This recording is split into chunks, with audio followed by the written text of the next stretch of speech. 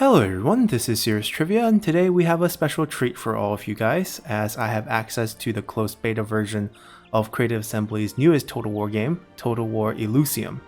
So as you can see here, this is quite unlike most Total War games, as Total War Elysium is a collectible card game, and it features generals from all different Total War franchises, as Sun Ren here from Three Kingdoms. And if we take a look at the closed beta generals right now, we have three generals from the ancient era, namely the Three Kingdoms franchise, Cao Cao, Dong Zhuo, Sun Ren. The medieval era with two Viking players here in Guthrum and Lagertha, and the Empire era featuring Napoleon and Marie Antoinette. So there's going to be more generals coming. This is closed beta, it's very early on, the game is still pretty far from launch. I think the launch goal for them is to have at least 10 playable factions, and right now they only technically have 6 because Dong Zhuo is still coming soon. He's not really finished.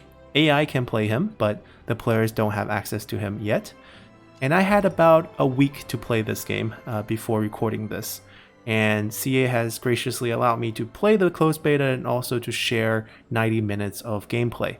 So I'm going to be putting out a series of videos today just talking about the game and showcasing how to play the game and what makes it different just by playing a few games against the AI. Now there are online battles, and right now I'm not using it simply because the pool of online players is basically all closed beta participants, so there's not many of us and it's gonna queue up quite a long time, and it doesn't showcase the game the way I want it to be. But even though the AI is definitely far from perfect, as a matter of fact, AI makes some very dumb moves most of the time, it's still improving day by day. As I said, we're in closed beta. I think it's the best to showcase the playstyle of the game. And I've prepared 3 decks here, and for this first video that I'm putting out, I'm going to be playing Lagertha, who is the aggressive face player as I named her. So if we click into this is a deck I have built already, and this page just simply introduces Lagertha's faction, or as she is a general. So in this card game, you have your general that is deployed on the battlefield right away. They have a hit point. So here Lagertha has 20 hit point, and she has attack. So not all generals have the same attack or the same hit point, and each of them have a very special playstyle. Here for Lagertha is whenever you empty your hand, this gains +1 attack. So basically you want to use up all your cards, and then she'll boost her attack, and then she can be the offensive force for your deck. And every leader also comes with a signature card, the general signature card. And the one for Lagertha here is First Strike. It's basically a throwing axe. And here we see that it deals 1 damage to any target. And there's a mechanic here called Raid. So Raid is a very common Viking mechanic in the game. And what happens is, for every damage unit or structure in play, it reduces the cost of this card by 1. As you can see on the top left, there's a cost of 3 supplies to use this card. And because it's a signature card, this card will also refresh each turn. So it means if you used it, you'll come back into your hand automatically the next turn. And if you didn't use it, you'll still have it by next turn. And there's some introduction about how to play her. These are just for, beginner guides. You can technically build your deck any way you want using cards that are relevant to your general. So for example here for Lagertha, how the cards are divided is I can use any Viking card, I can use any medieval card, or any timeless card. And for Three Kingdoms characters, I can use Three Kingdom card, ancient cards, and timeless cards.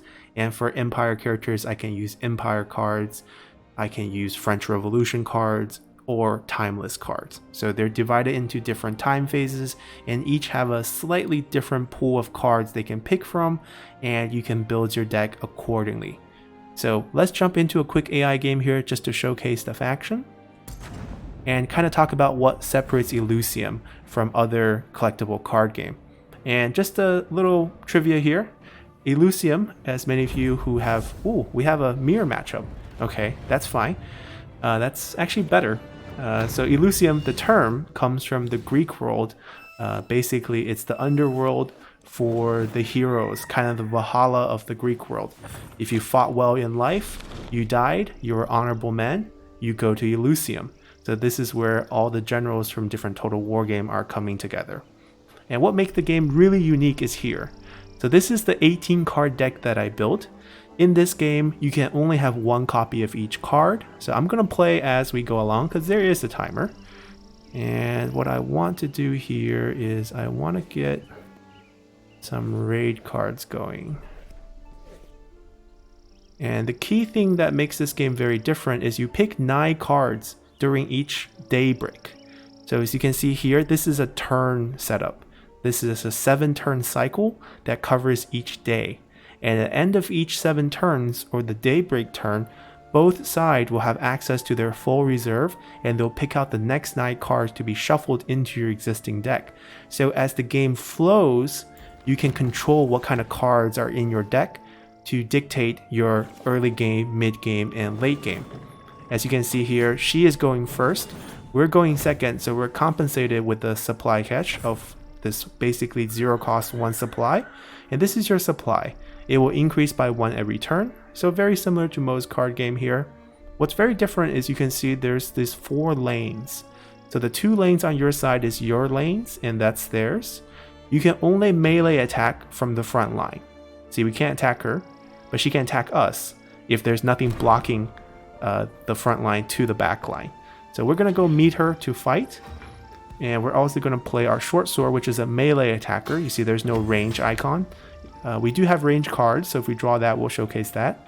And this is the same. You have a health and you have attack. And on the first turn you play, you can't use any action unless you have what's called a fast action, which basically allows you to take an action on the turn you're summoned.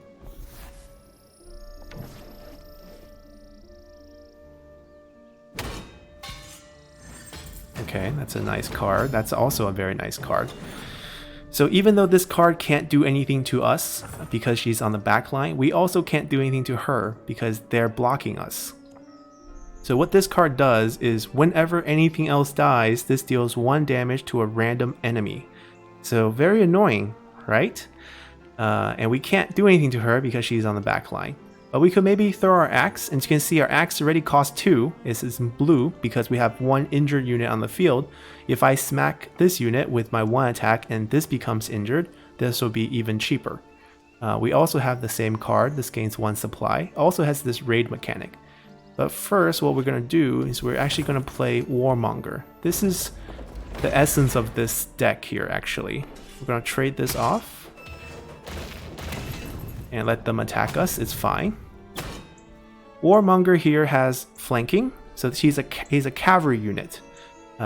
Flanking allows you to not only melee attack the front line, but you can attack the leftmost and rightmost unit on the back line. So if you hide this unit in between 2 units, then I can't reach it, or else I can attack it next turn. And additionally, we have a mechanic called Shatter. So this is kind of unique to medieval units only, I believe. And what happens is basically an effect after death.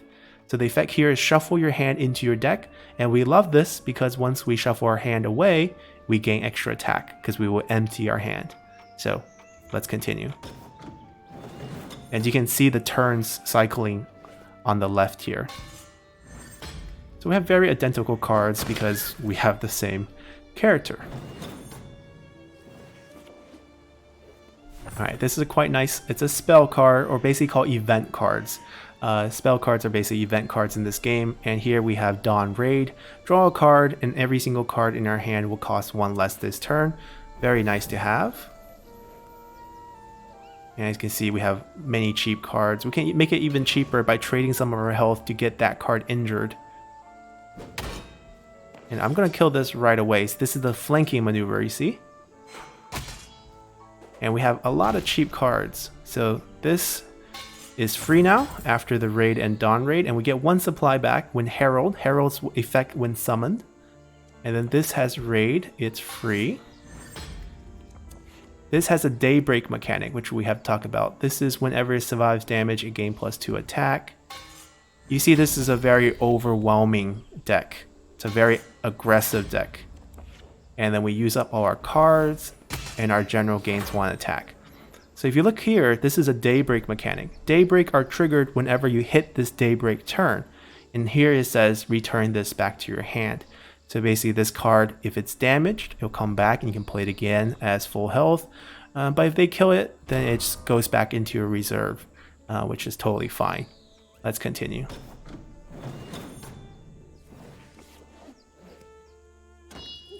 So they're hiding their general back onto the back line. This only helps. All right, that didn't trigger very much because we had an empty hand. Blot out the sun, 1 damage to everything. Survive the damage. Oh, they traded away. So this card here has a symbol on the bottom because it has a maneuver mechanic. It's an effect that happens whenever you move it between the lanes. All right, that comes back to our hand, and during daybreak, we pick out 9 more cards from our reserve. So now we have 4 supplies, so I'm going to pick slightly more expensive cards to kind of move us into the mid game here. Now some of the early cards might be still good, like Dawn Raid is a great event card, and I'll still pick it. Stray Arrow that does 2 damage to any target. It's pretty fitting for our deck. You get 1 free supply from that, and I would actually... that'd be good. And we are in the 2nd day cycle here. So here we're going to play another cavalry here, try to lose our hand, throw our axe out. I'm just going to ping the general. And we're going to come to another mechanic right now. So we're going to attack with her right here, and then we're going to attack with our general. And she's going to drop to 6 health. 6 health is when Last Gasp triggers, and they become temporarily unbreakable.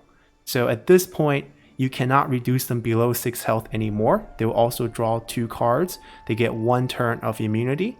If let's say we did 10 damage when she was at 7, she will still stay at 6. And then we'll trade this into that. As you can see, our melee units can attack the back line simply because there's nothing blocking us right here. But if our melee unit were in the back, we can't touch her.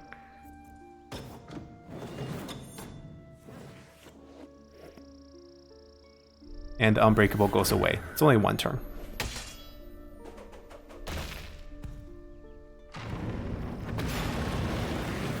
Alright, she moves up because it didn't matter, because we had flanking, so she can't really protect herself from the back.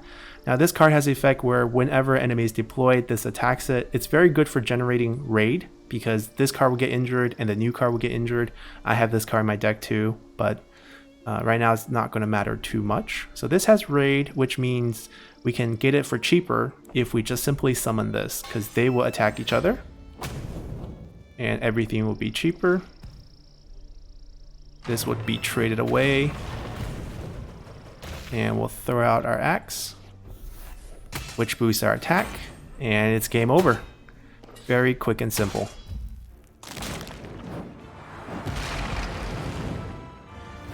And that's the game, Elysium. Very fun. We get experience, unlock some extra goodies. There's a store. So since this will be a mobile and PC game, it functions very much like free-to-play mobile card games. You basically have 2 currencies, gold that you can earn by playing. You can earn the premium currency by playing as well, just many levels in between the reward. And you can unlock different generals as well using the premium currency. So that's kind of the structure of the game. We'll buy a pack in a later guide. Right now we don't have enough gold, obviously. But before we end this video, just a quick look at the deck that we had. So when you're playing the game, you build a deck using a character, you have access to a pool of cards, right? And the cards can be divided into Viking cards, which is exclusive to your character since she is a Viking faction, or medieval cards, which are time periods cards, or what's called timeless card that's shared between all time periods. That kind of dictates what type of card she can use. And for cards that I'm missing, aka I don't have, you can craft them. So because there's only 1 copy of each card you need to keep, when you get duplicates from packs, they will become crafting material. And you can use the crafting material to craft new cards. And there's varying level of rarity. 1 star is common, 2 star is rare, 3 star is epic, and lastly there's 4 star legendary that costs 1,000 to craft. I actually have crafted quite a few cards, and if we look into our deck right now, we actually have a legendary card, and we didn't really get to use it in our last battle because this fast aggro deck really don't get to late game very far, and 5 cost is pretty late game for this deck. But we have this card here, right? It says fast attack, so it means the second we play it, we can use this to attack. And when any unit on the game, so your and the opponent's, moves or attacks, it will deal 1 damage to a random enemy. So it's very good for triggering raids, very, very useful. And then we have a bunch of different raid card. Shield is a mechanic that protects you from X amount of damage when the first time you take damage. So if you have shield on top of your 5/4 card right here, they basically need to ping this card once with some sort of damage before it can damage the 4 health. We also have shield maidens, which are fast attacked and shielded, but cost quite a bit for a 3/3 body. And then you have a different type of maneuver card we talked about, is something that happens when you move between the 2 lanes. You can move back and forth between them. It will cost your action. There's also cards with double action or even triple action that allows you to move and attack multiple times in a turn. And you have long ship, where shatter, after it dies, you draw a card. And my favorite card for this deck, Warmongers, and that basically allow you to empty out your deck. And some of our early game, this is basically a face damage card, right? 4/1, so basically this thing is not going to survive, but it has fast attack and it has raid. So potentially it could cost 0, 1, 2, or 3, and it's basically 4 damage to the enemy general or a very key target that you want. And then Fire Ship to trigger raid, a nice 3/3 with raid that costs 3, so that usually we can get it for cheaper. Viking Hunters, basically this functions much like your general. Whenever you empty out your hand, you gain +1 attack, and this is ranged. So this one says short range. Short range allow it to skip over 1 line. So if you have your short range card in the back line, you can only attack the enemy front line, but there's also a long range card that can attack anywhere on the field. But if you have the short range card in the front line, you can attack both of the enemy lines. But the problem with the range card is they don't retaliate when they get attacked. So if the enemy attacks you with melee or range, you basically just take the damage. There is no retaliation on defense. And then we featured Night Fighters already with Daybreak mechanic, and we talked about Marauder with the Raid and Herald mechanic. This just extra damage when it survives. Dawn Raid event card. Comrade in Arm I run in pretty much all deck just because the value this provide. You basically give a friendly target +1/+1. You also get a 1/2 body. Just a very good overall card. For most card games, there's usually one such card. Straight Arrow, 2 damage to any target. Just a very high value unit, 1 cost, 2/2. And then we also play Blot Out the Sun, 1 damage to everything. Very good for triggering raid. And that's the deck. 18 cards, and pretty fun to create, decks and play this game. So we're going to end this video here. We'll come back with a second video playing as Talsalt, as that deck is a little bit more advanced than this one, and you can see some more strategic elements in the game. So see you guys then. Bye!